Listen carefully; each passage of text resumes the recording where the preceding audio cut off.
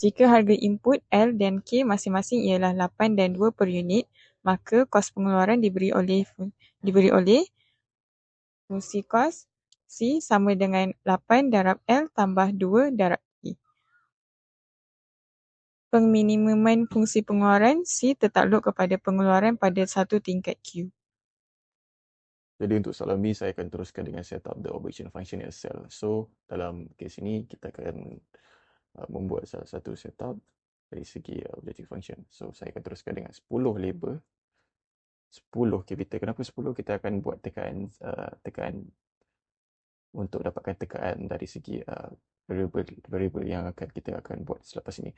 Dan teruskan dengan cost function, iaitu buat sama equal 8 kalikan dengan label iaitu buruh dan tambahkan plus 2 kalikan dengan capital, kita akan dapat 100. Untuk project function pula, kita akan gunakan formula Excel iaitu equal SQRT buka kurungan 10 label kalikan dengan capital 10 capital dan kita akan dapat 10. Dan untuk output target, kita akan letakkan jumlah sebanyak 100 dalam output target. Dan kemudian kita akan buat simulasi kepada data solver. Pastikan solver kita akan tekan cost function terlebih dahulu dan tukar solver. Pilih kepada main, bagi ciri variable kita buka kepada label, pilih label dan capital, enter. Dan kita membuat satu subject to constraint iaitu addkan dia. Cell reference kita akan ambil kepada no product. Production function. Dan juga buat equal. Kemudian kita target. Klik OK. Dan kita akan terus solve. So itu je lah jawapan untuk soalan B. Sekian daripada saya. Saya akan pass kepada Ain.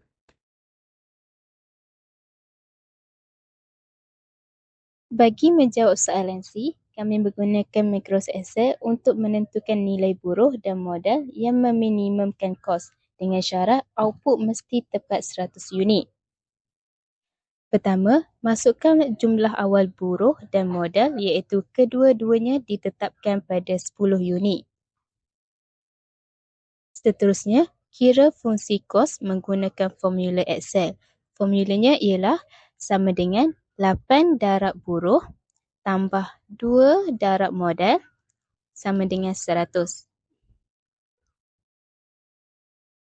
Bagi production function pula, gunakan formula sama dengan SQRT buruh darab modal sama dengan 10. Untuk sasaran pengeluaran, Prima telah menetapkan 100 unit pengeluaran. Sekarang, mari kita selesaikan soalan ini menggunakan Excel Solver.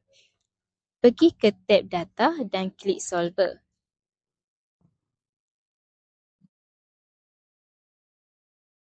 Dalam kotak Solver, set objektif, pilih sel yang mengandungi fungsi kos 100. Pilih min kerana kita nak meminimumkan kos. Di bahagian by changing variable cell, pilih sel untuk buruh dan modal iaitu 10 unit setiap satu. Klik add untuk tambah kekangan. Cell reference, pilih sel dengan fungsi pengeluaran iaitu 10. Pilih sama dengan.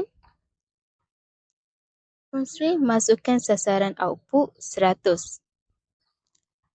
Klik OK. Kemudian, tick make unconstrained variable non-negative. Pilih GRG non-linear. Klik solver.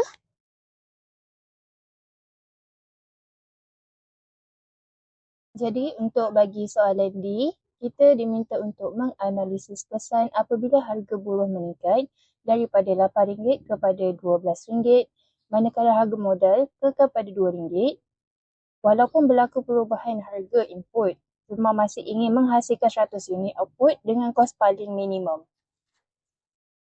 Jadi untuk yang pertama, masukkan jumlah awal buruh dan modal iaitu kedua-duanya ditetapkan pada 10 unit. Sama seperti yang telah dibuat pada soalan C, seterusnya kira fungsi kos yang baru kerana harga seunit buruh meningkat. Formulanya ialah nilai baru iaitu 12 darab dengan buruh dan ditambah dengan 2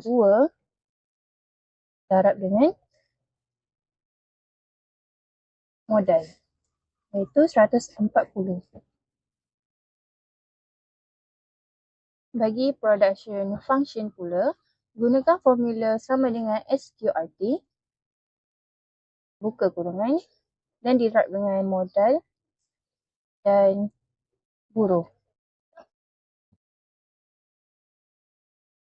Itu sama dengan 10 dan sasaran pengeluaran pula masih kekal pada 100 unit.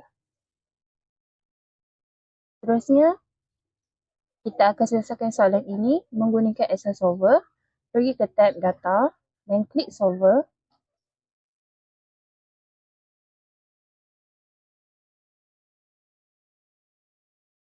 Dalam kotak Solver,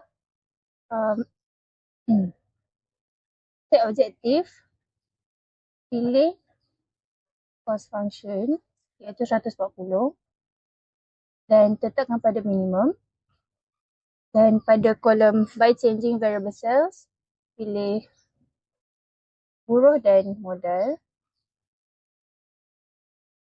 Terusnya pergi ke subject to the constraint, klik add.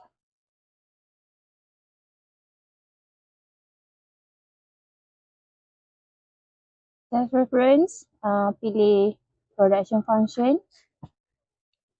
Dan yang ini pilih sama dengan constraint, pilih output target dan tekan OK. Pastikan tik pada make unconstrained variable non-negative dan select solving method, GRG non-linear dan seterusnya tekan solve.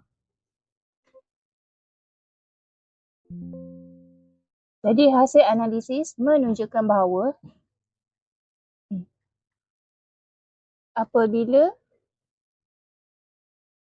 buruh menjadi lebih mahal,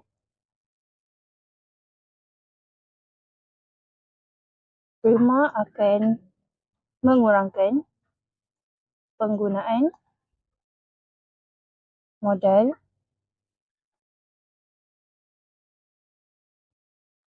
penggunaan buruh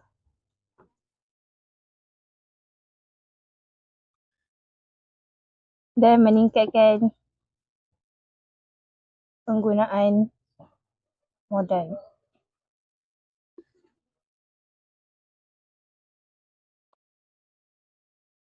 Ini adalah satu contoh kesan penggantian atau substitution effect. Seterusnya, kira fungsi kos menggunakan formula Excel. Formulanya ialah sama dengan 8 darab buruh tambah 2 darab modal sama dengan 100. Bagi production function pula, gunakan formula sama dengan SQRT, kurungan buruh darab modal, kurungan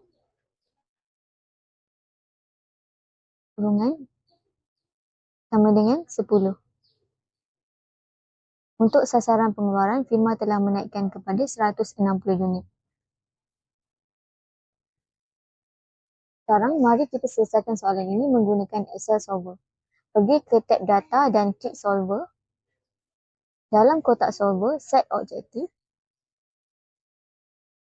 Pilih sel yang mengandungi fungsi kos RM100. Pilih min. Di bahagian by changing variable cell, pilih sel untuk buruh L dan modal K iaitu 10 unit setiap satu. Klik add cell reference, pilih sel dengan fungsi pengeluaran iaitu 10. Constraint sama dengan constraint masukkan sasaran output 160. Klik OK. Kemudian solve.